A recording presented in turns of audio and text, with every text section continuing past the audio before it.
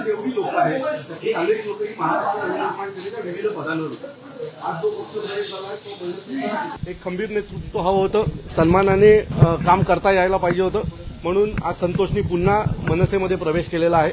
असे अनेक प्रवेश ठाणे, पालघर, मुंबईमधनं येत्या काळात तुम्हाला पाहायला मिळतील, ज्यांना पुन्हा महाराष्ट्र नवनिर्माण सेनेत यायचंय. आत्ता जर तुम्ही नीट पाहिलात तर विविध पक्षांमध्ये आमदार, नगरसेवक हे महाराष्ट्र नवनिर्माण सेनेतनं पहिले निवडून आलेली सगळी लोक आहेत, जी तिकडे गेली होती. तर ती सगळे आता परतीच्या वाटेवर आहेत.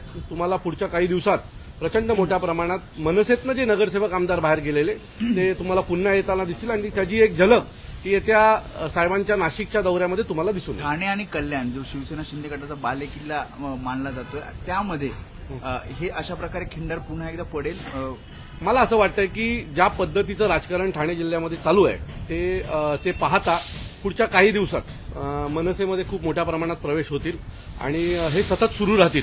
कारण आयाराम गयाराम सगळ्यांनाच तिकडे घेतलं जातंय आणि त्यामुळे तिथे जे निष्ठावंत आहेत ते प्रचंड नाराज आहेत आणि जे निष्ठावंत नाराज आहेत त्यांना मनसे हा एक चांगला ऑप्शन वाटतोय. त्यामुळे हे सगळेच महाराष्ट्र नवनिर्माण सेनेत येत्या काळात आलेले तुम्हाला दिसतील. पुढच्या काळामध्ये राज्यसभेच्या निवडणूक आहेत, मनसेकडे सुद्धा एक महत्वाचं मत आहे. या मतासंदर्भात आगामी काळामध्ये काय विचार होणार? मला वाटतं की याच्या बाबतीत पक्षाचे प्रवक्ते आणि सन्माननीय साहेब याविषयी सविस्तर बोलतील. माझा विषय आजच्या पक्ष प्रवेशाच्या बाबतीतला होता, तो त्याविषयी मी बोलतो. ठीक आहे. लोकशाही मराठी ऐका, पहा, जागरूक रहा.